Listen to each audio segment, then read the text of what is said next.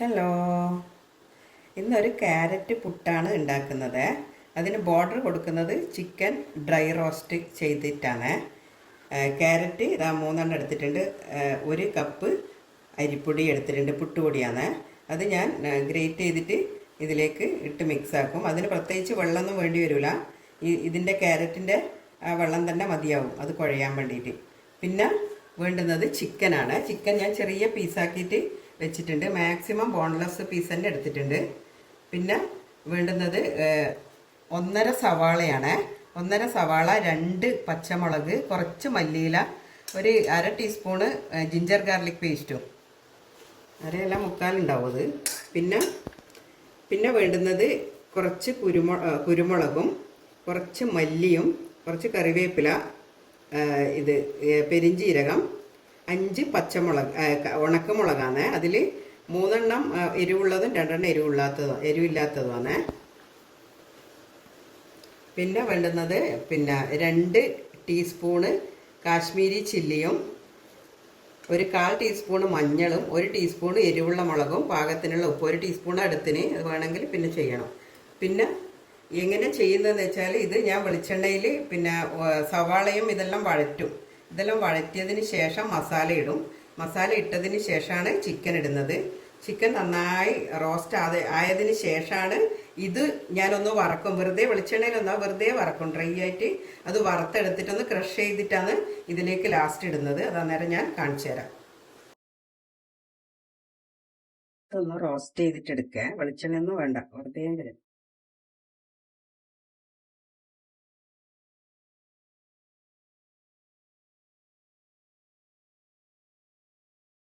ഇതില് ഞാൻ എടുത്തത് 1.5 ടീസ്പൂണ് മല്ലിയാണ്.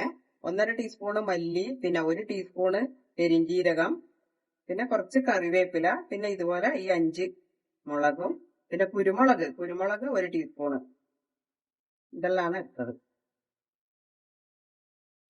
അത് റോസ്റ്റ് ചെയ്ത് കോരി എടുത്ത് വെച്ചു. ഇനി നമുക്ക് വഴറ്റാം. സവാള,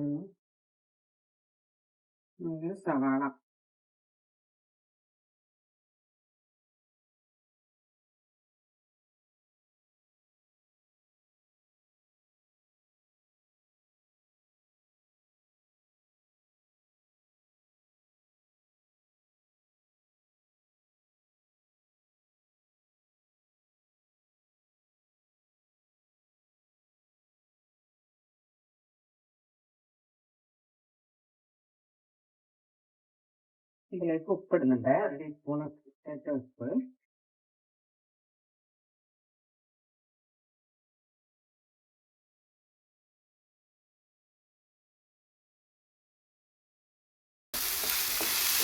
ഉള്ളി ഒരുവിധം വഴന്ന് വന്ന് നമുക്കിതിലേക്ക് മസാല എന്ന് പറയാനൊന്നുമില്ല. ഇപ്പം മല്ലിയും മുളകുമാണ്, മല്ലിയല്ല, മഞ്ഞളും മുളകല്ലേ ഇടേണ്ടത്. ഇത് മല്ലിപ്പൊടി വേറെ പ്രത്യേകിച്ചൊന്നും ഇടുന്നില്ല. വെള്ളം ഒത്തിരിയും കൂട്ടുന്നില്ല, എത്രപ്പൊടിയും വെള്ളം കൂട്ടില്ല, ഒന്നുമില്ലാതെ ചിക്കൻ്റെ വെള്ളത്തിൽ തന്നെയാണ് ഇത് വേകുന്നത്.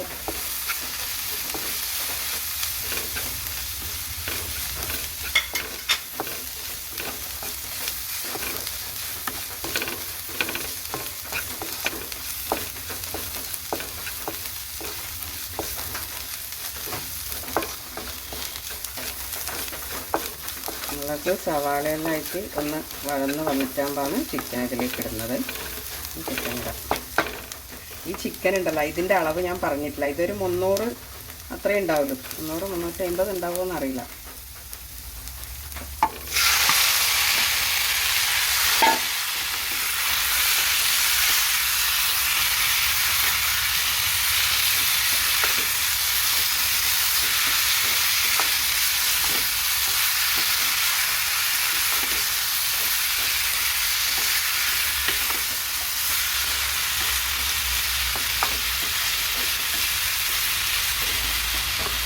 ഇത് നന്നായിട്ട് വേവട്ടെ.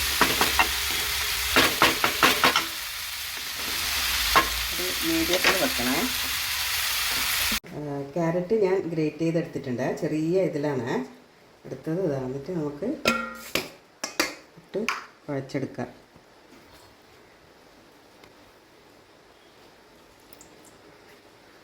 1/2 ടീസ്പൂൺ ഉപ്പിട്ടിട്ടുണ്ട്.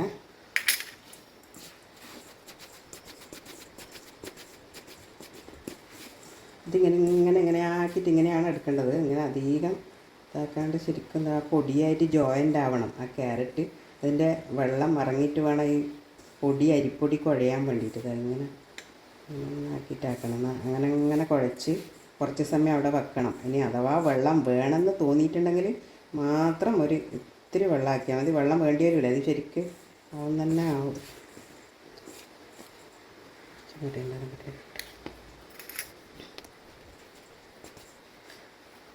ഇങ്ങനെ ആക്കിയിട്ട് നന്നായി ഇങ്ങനെ കുഴച്ചെടുക്കുക.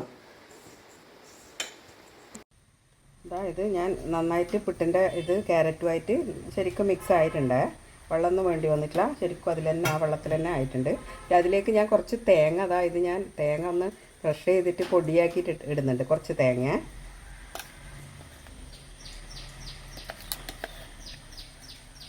മൂന്ന് സ്പൂണിടാം.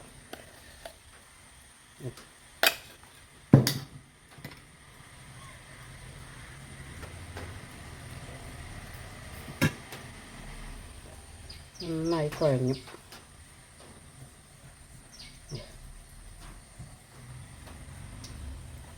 നമുക്ക് വിട്ട് ചുട്ടെടുക്കാം. അതിലിടയ്ക്ക് ചിക്കൻ്റെ കാണിക്കണ്ടേ.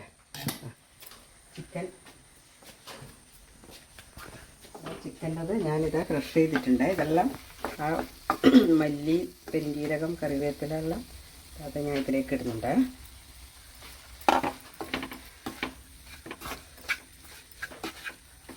ഇതൊന്ന് കുറച്ച് നന്നായിട്ട് ഒന്ന് വേവട്ടെ. ഇതെല്ലാം കൂടെ മിക്സ് ആയിട്ട് ചെറിയ ഫ്ലെയിമിൽ കുറച്ച് സമയം ഇങ്ങനെ വെച്ചാൽ മതി. അപ്പോഴത്തേക്കും ഇതെല്ലാം ശരിക്കും ഇതിന് പിടിക്കും.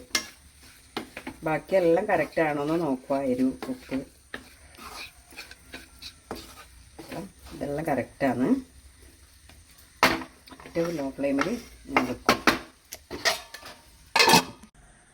ചിക്കൻ റോസ്റ്റായി വന്നാൽ അത് നമുക്ക് പുട്ടുണ്ടാക്കാം. കുറച്ച് തണിയിട്ടത്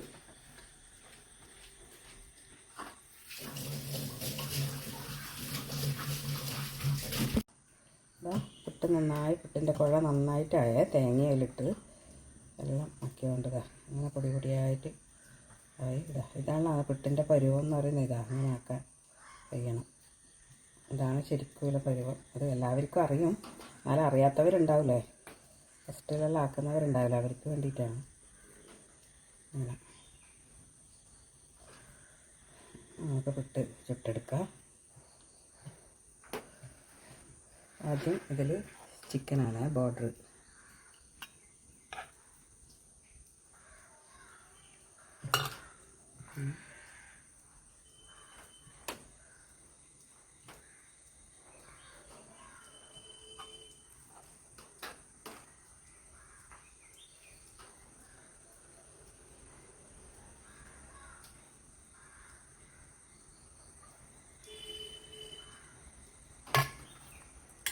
ചുട്ടെടുക്കാം. അങ്ങനെ ഇതിലും ഇട്ടാക്കാം.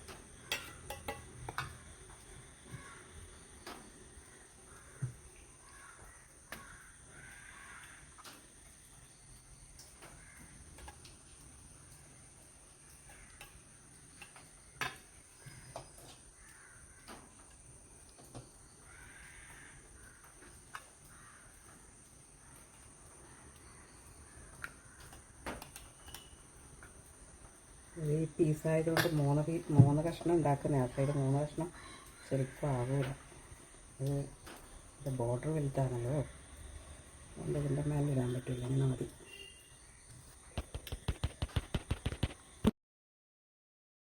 ക്യാരറ്റ് ചിക്കൻ പുട്ട് റെഡിയായ നല്ല ടേസ്റ്റാണ്. ഒന്നാമത് ഇത് ക്യാരറ്റ് ഉള്ളത് കൊണ്ട് പച്ചക്കറി കഴിക്കാത്ത കുട്ടികൾക്ക് ഇത് നല്ലതാണ്. ചിക്കൻ കാണുമ്പോൾ കഴിച്ചോളുമല്ലോ. അപ്പോൾ അത് കുട്ടികൾക്ക് സ്കൂളിൽ കൊടുത്തുവിടാനും എല്ലാം നല്ലതാണ്. എല്ലാവരും ഒന്ന് ഉണ്ടാക്കി നോക്കണം. ഇഷ്ടപ്പെട്ടിട്ടുണ്ടെങ്കിൽ സബ്സ്ക്രൈബ് ചെയ്യണം, ലൈക്ക് ചെയ്യണം, ഷെയർ ചെയ്യണം, കമൻറ്റ് ചെയ്യണേ. Okay, thank you.